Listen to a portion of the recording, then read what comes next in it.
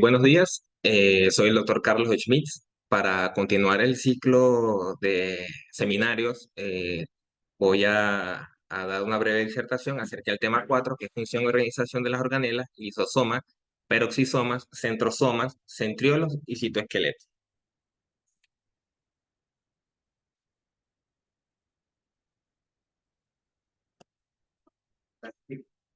Clic, ok.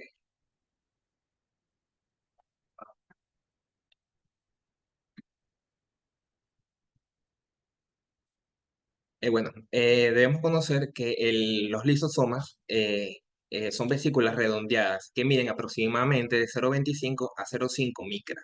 Ok, ¿qué es importante de los lisosomas? Que los lisosomas tienen una función de degradación de macromoléculas a partir de hidrólisis. Eh, ¿Qué es muy importante de los lisosomas? Su membrana, ¿ok? La membrana va a permitir, es una membrana fosfolípida, tiene el lípido y colesterol. Esta membrana va a permitir aislar el medio interno del medio externo, el del medio interno del lisosoma con el medio externo, ya que este en su interior contiene enzimas que son degradativas y son enzimas ácidas. Esta membrana también tiene inmersa en su estructura proteínas. Estas proteínas van a tener funciones variadas, donde vamos a tener las proteínas que van a permitir la entrada de polisacáridos, ¿ok? Al mismo tiempo, estas proteínas, eh, estos polisacáridos van a entrar a lo que es el interior del lisosoma y a través de la glucosidasas van a degradarse.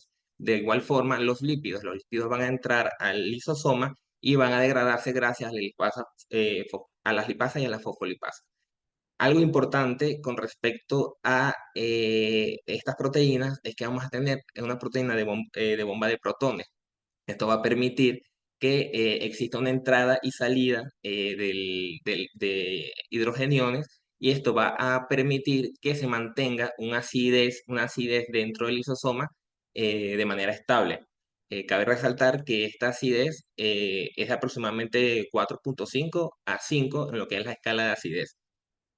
Em, Esta membrana, seguimos de igual forma con las proteínas. Estas proteínas, por ejemplo, eh, incluyen a los sulfatos orgánicos ligados dentro del lisosoma para que sean degradados por las arisulfatasas. De igual forma, los sulfatos orgánicos ligados que las degradan las lisofatasas. Los ácidos nucleicos, de igual forma, los ácidos nucleicos también son degradados por las nucleasas y enzimas. Em, es importante conocer que esta membrana tiene una función de protección, ¿ok? Además de tener esas proteínas incluidas, tiene una función de protección que va a evitar que estos ácidos salgan al exterior de la célula y por esto vaya a causar daño a lo que es el contenido de la célula en general. Esto ocurre únicamente, bueno, cuando hay muerte celular programada, que los lisosomas pues, son los encargados de realizar este proceso. Bueno, el conjunto de todas estas enzimas se llaman hidrolasas ácidas. Ok, dentro de para continuar con lo que es la función, saliendo un poco de lo que es la estructura, tenemos que conocer que el aparato de Golgi es el encargado de crear estas vesículas lisosómicas. Sin embargo, estas vesículas lisosómicas no son al 100% todavía lisosomas, son lisosomas primarios. ¿Por qué? Porque estos lisosomas primarios se van a volver lisosomas en sí, que serían los lisosomas secundarios, cuando se unen a las vacuolas autofagocitarias. ¿Ok?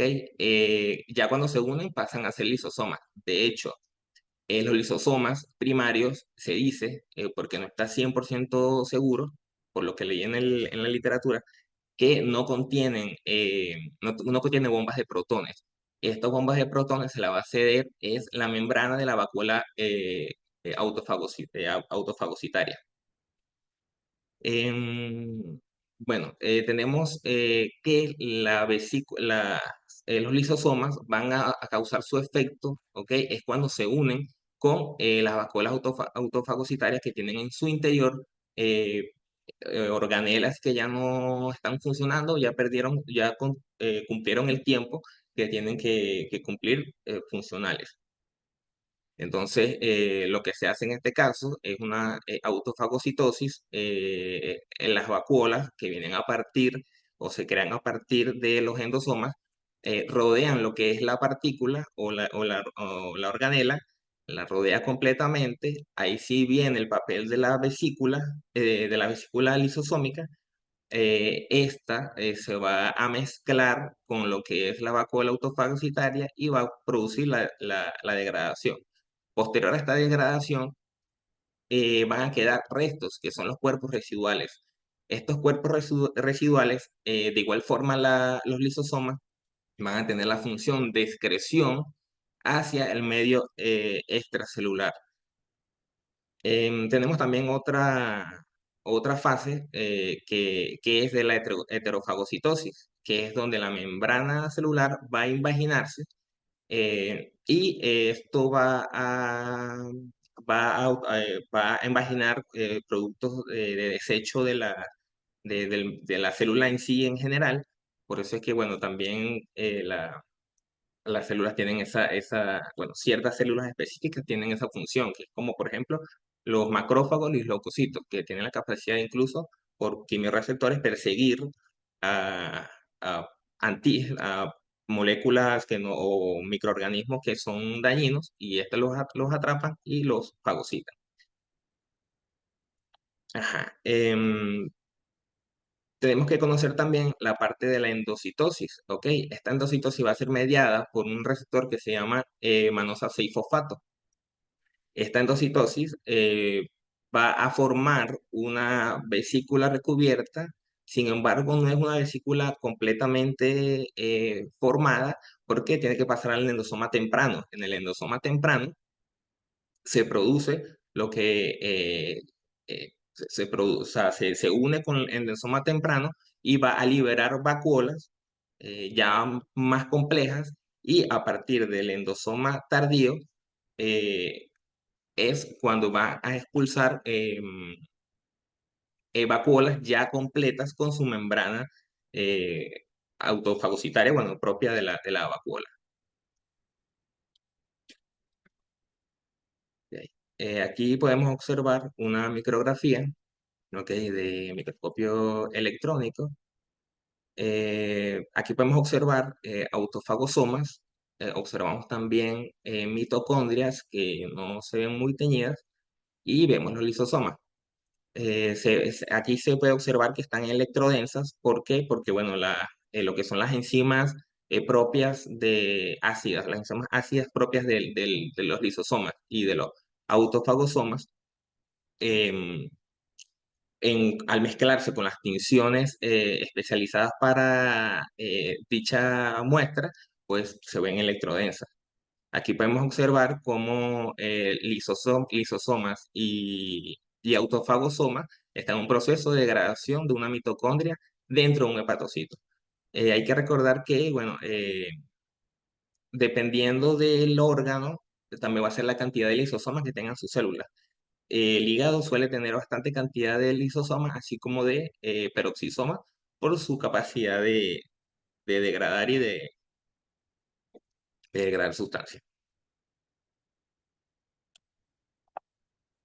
Ok, vamos a hablar de los peroxisomas. Es importante recalcar que es una organela redondeada, ¿ok? Recubierta por una membrana, mide aproximadamente 0,5 micras, y la diferencia del peroxisoma es que va a ser también, es parecida a la lisosoma, pero la diferencia es que va a degradar mediante oxidación, los lisosomas mediante hidrólisis.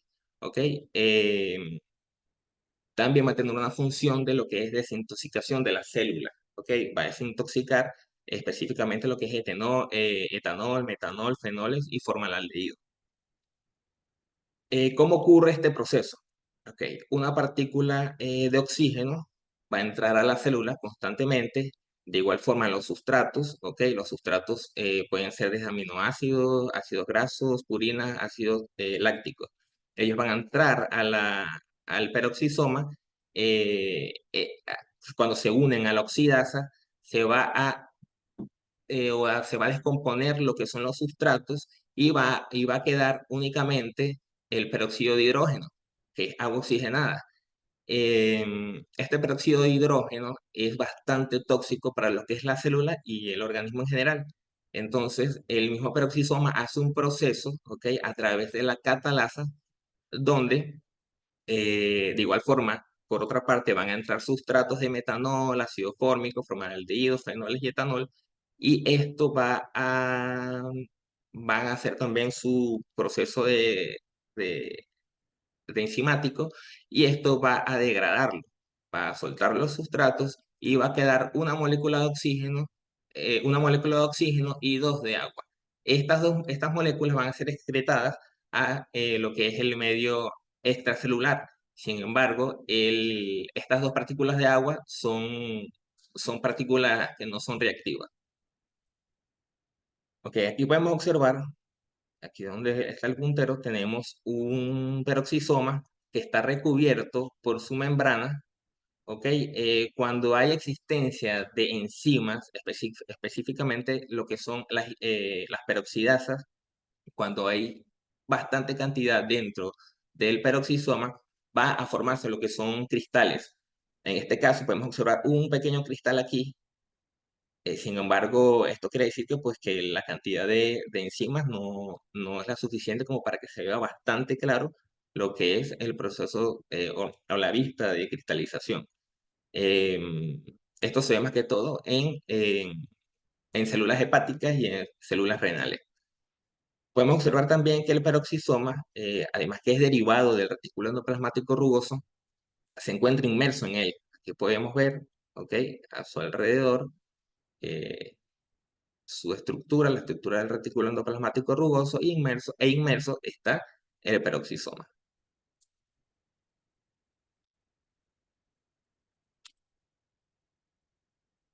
Ok, vamos a hablar de los centrosomas y centriolos. Ok, cabe resaltar que el centrosoma es una organela no membranosa. Se encuentra en el centro de la célula, también es llamado, además de centrosoma, centrocelular o citosoma. Em,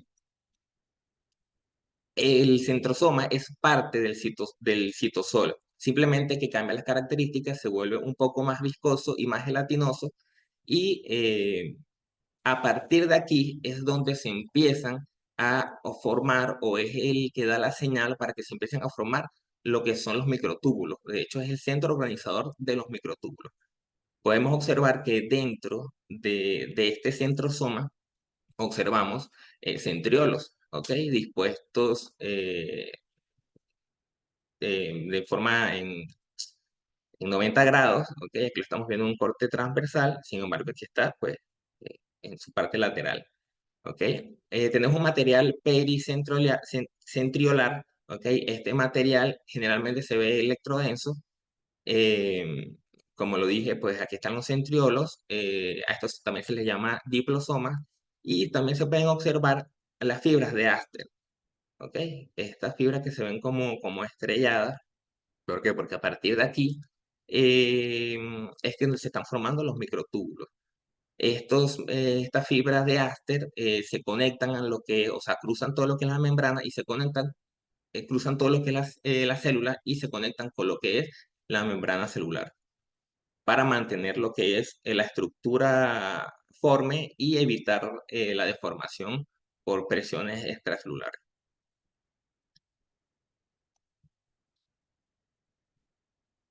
Ok, aquí vemos un esquema un poco diferente. Aquí podemos observar, aquí además se forma lo que es se crea, es la síntesis del uso acromático, ¿ok? Que posteriormente es lo que va a permitir la división celular. Como dije anteriormente, los centriolos o diplosomas están dispuestos a 90 grados entre sí. Em, Bueno, debemos también entender que los centriolos, ¿ok? Cuando podemos hacer un corte transversal, se va a observar microtúbulos, pero dispuestos en 9 tripletes de microtúbulos.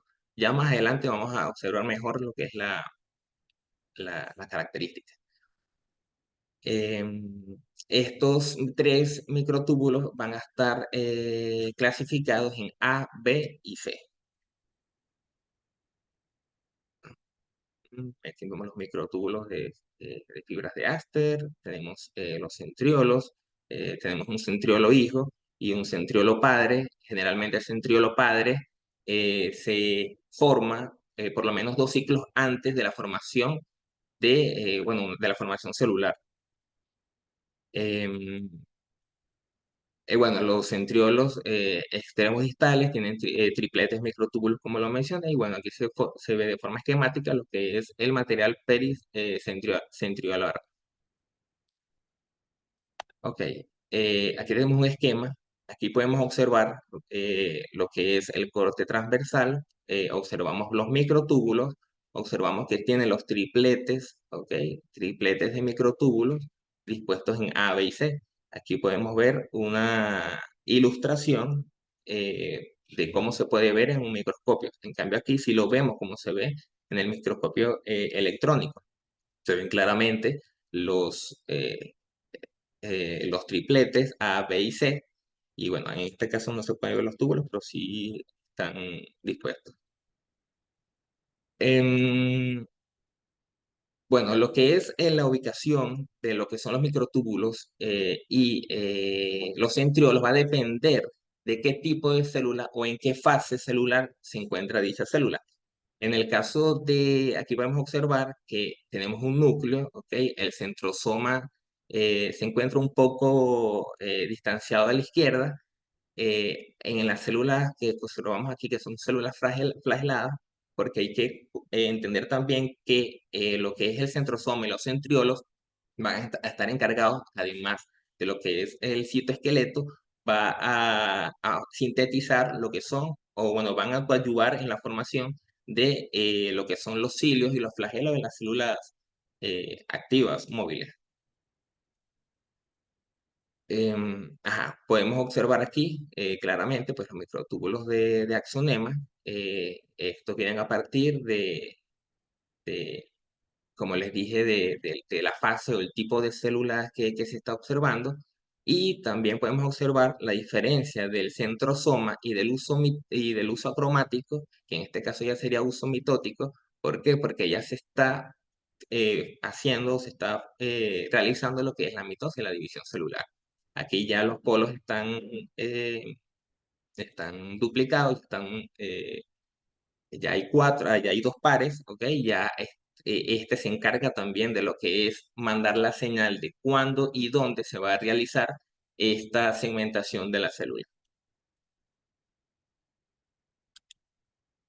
Ok, tenemos el citoesqueleto, es una organela no membranosa, está caracterizada por tener una red entrelazada de microtúbulos distribuidos dentro de la célula. Podemos observar, ok, que tenemos dentro de los tipos de las estructuras que componen el citoesqueleto, tenemos los microtúbulos, tenemos los filamentos intermedios y tenemos microfilamentos. Fíjense que ellos están dispuestos o sea, se atraviesan entre ellos y forman una especie de red, una especie de telaraña que va a ayudar a lo que es mantener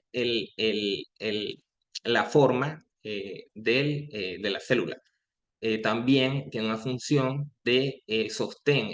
Este citoesqueleto va a permitir mantener en en un lugar específico las microorganelas. Por ejemplo, aquí observamos una mitocondria, pues, sostenida con lo que es este material de sostén. También vemos el retículo endoplasmático rugoso, está inmerso entre esta misma red. Y bueno, también vemos ribosomas que están adheridos directamente al retículo endoplasmático rugoso.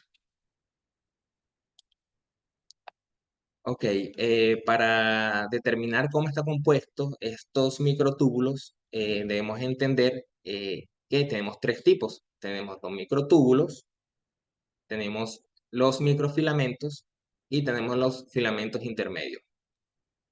Podemos observar aquí en los microtúbulos que, bueno, los microtúbulos son túbulos huecos que están dispuestos en cadenas en forma de espiral.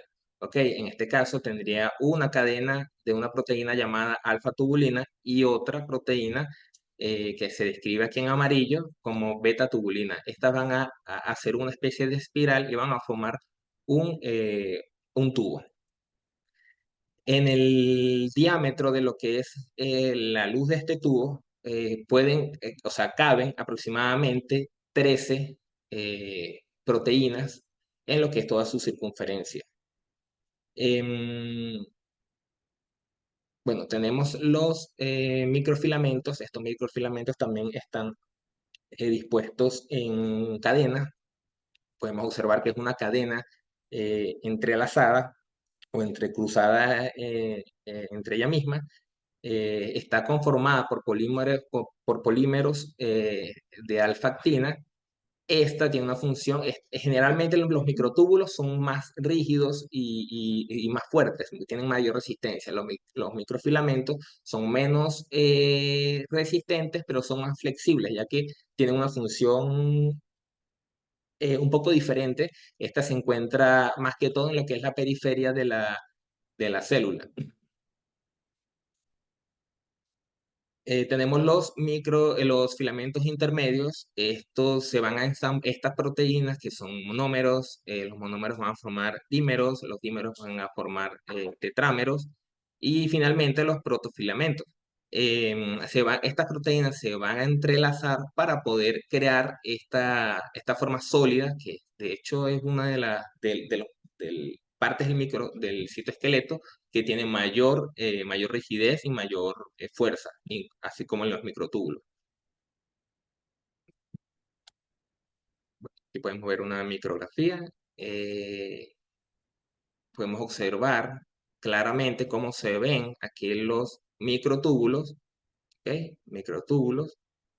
Generalmente es difícil observar lo que son los microfilamentos porque son muy pequeños. Aquí mínimamente podemos observar así transversal, una pequeña línea. Esa línea, eh, lo que leí en la literatura es que es un microtúbulo. Fíjense que cuesta un poco verlo, sin embargo los microtúbulos sí se observan completos. Aquí se ven, bueno, que están seguros eh, por el corte, pues de igual forma aquí está continuo. Ajá, es importante, bueno, conocer que el citoesqueleto va a dar forma a lo que es la célula. Fija y sostiene a los organelos. Permite también lo que es el movimiento de organelos dentro de la célula. Aquí en este esquema podemos observar, ok, una proteína motora que va a adherirse a una organela. Esta organela pues ya no es una organela funcional y mediante uso de energía, de ATP, va a moverse a través de los microtúbulos. Esto se va a ver más en lo que son las células como macrófagos, leucocitos. También es importante conocer, bueno, en este caso, el movimiento cómo son los flagelos, la diferencia de los movimientos con los cilios. En este caso, los movimientos de los cilios son hacia adelante y hacia atrás, y los movimientos de los flagelos son helicoidales. También dentro de las funciones que tiene el citoesqueleto, así como de la señal que manda el centriolo y el centrosoma, es de la segmentación del uso acromático para lo que es la división celular. Muchas gracias.